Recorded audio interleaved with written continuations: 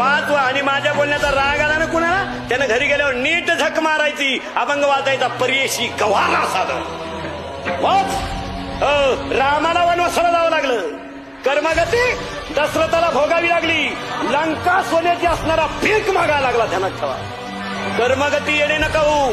100 पोरं असणारा धृतराष्ट्र असा मेला. अरे रस्त्याच्या कडेला पडणारा भिकारी सुद्धा एवढा वाईट मरणार नाही, एवढा वाईट मृत्यू धृतराष्ट्राचा झाला. 100-50 खाणारे जरा शुद्धीवर राहा. मग तुमची पोरं केंद्रात पहिले काय येईन कधी. म्हणून महिला मंडळाला सांगतो, मला थळथळायला लावू नका, मला दम निघत नाही. पोराला बिस्किट मिळालं नाही तर भाकरी चारा, पोराला दूध मिळालं नाही तर पिठाचं पाणी चारा.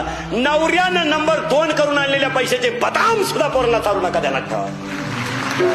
हो, आणि जर चाराल तुमची अख्खी खानदान बरबाद झाल्याशिवाय राहणार नाही. एक सुद्धा शिल्लक सुईचं येणार नाही. अशी उठफाटी तिरपट येणार. तुम्ही श्रीमंताच्या घरात जा, 4-4 भाज्या आहे, कोण उभ्यानं मुततो, कोण वाकून मुकतो, कोण पुढं कणतो, मग नळीनं संडास काढायची पाहिजे. ती संडासच नाही जातो. मोकार रोगी त्याला, एकाला नुसतं मीठ, एकाला काहीच नाही, एकाला नुसतं पाणी, पाण्यातच काही नाही. वाक्य लिहून घ्या, मरेपर्यंत ध्यानात ठेवा.